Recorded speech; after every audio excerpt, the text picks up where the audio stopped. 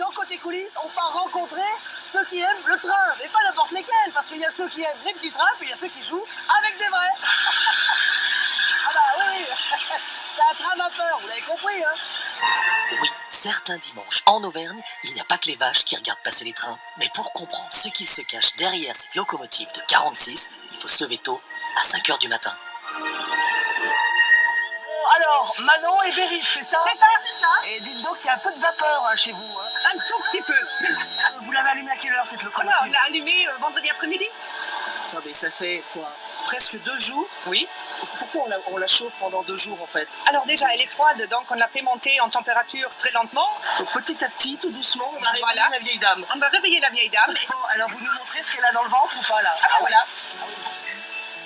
Il y a quand même des garçons dans cette assoce. Ah bah oui, Il n'y a que ça. Ah oui, pratiquement, oui.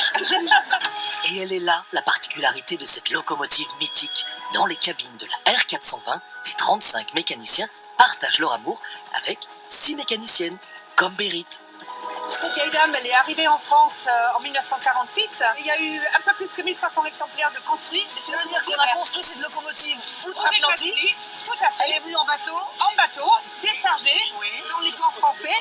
Et après, fini d'être assemblée pour la SNCF En France. parce que le matériel était bien abîmé. Après la Seconde Guerre mondiale. Voilà. Alors forcément, tout le monde est bénévole. Enfin, sauf les 280 passagers. Il vous reste une petite place? C'est pour France 2. Et alors vous, la première fois que vous êtes monté dans un train, c'était quand? Vous en souvenez? Non mais dites, ça se dit pas. Première fois, non. Non, ah bah vous pouvez pas me le dire, d'accord. J'ai vu que la locomotive avait un an de plus que moi, alors Ah, je me suis c'est senti pas vrai. choqué. Mais je trouve qu'elle marche encore pas mal. Ouais, elle marche pas mal.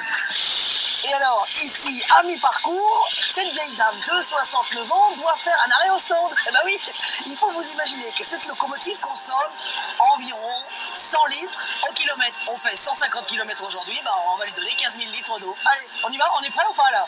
Ça veut dire qu'on peut repartir?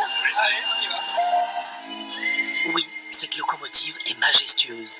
Et même si cette vieille dame de 180 tonnes sent un peu le charbon et l'huile de moteur, pour Bérit, c'est le parfum de sa passion. Vous êtes une dingue de vapeur. Hein. Oui, j'adore ça. Depuis toute petite? Oui, depuis toute petite, oui. J'avais un membre de la famille qui était mécanicien en Allemagne de l'Est. Oui.